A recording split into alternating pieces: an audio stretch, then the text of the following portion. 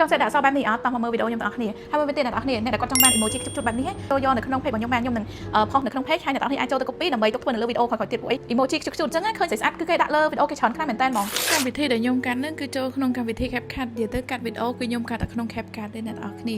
ហើយយើងរើសយក background មួយមកដើម្បីយើងដាក់អក្សរពីលើអានេះខ្ញុំគ្រាន់តែធ្វើឧទាហរណ៍ដាក់ឲ្យអ្នកនរគ្នាមើលពេលដែលយើងចង់ដាក់ emoji អីនៅលើហ្នឹងយើងអាចដាក់អញ្ចឹងបានឬក៏បើសិនជាអ្នកនរគ្នាចង់បាន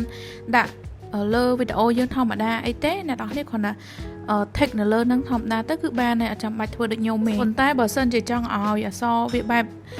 មើលទៅវារត់អញ្ចឹងណាតោះតែអ្នកនរគ្នាធ្វើអញ្ចឹងទៅបានពេលយើងដាក់ background ហើយយើង add រូបភាពហ្នឹងមក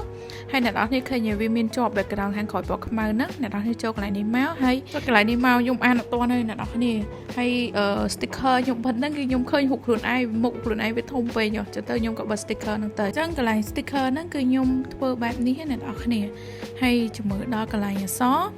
គឺខ្ញុំចូលទៅដាក់ម៉ាស់វិញព្រោះអក្សរយើងត្រូវការម៉ាស់ដើម្បីបិទបើកអក្សរវិញអញ្ចឹងណាកន្លែងប្រើម៉ាស់ហ្នឹងខ្ញុំជឿថាអ្នកនរគ្នាអាចតន់ច្រើនហើយដោយសារតែវីដេអូខ្ញុំចេញ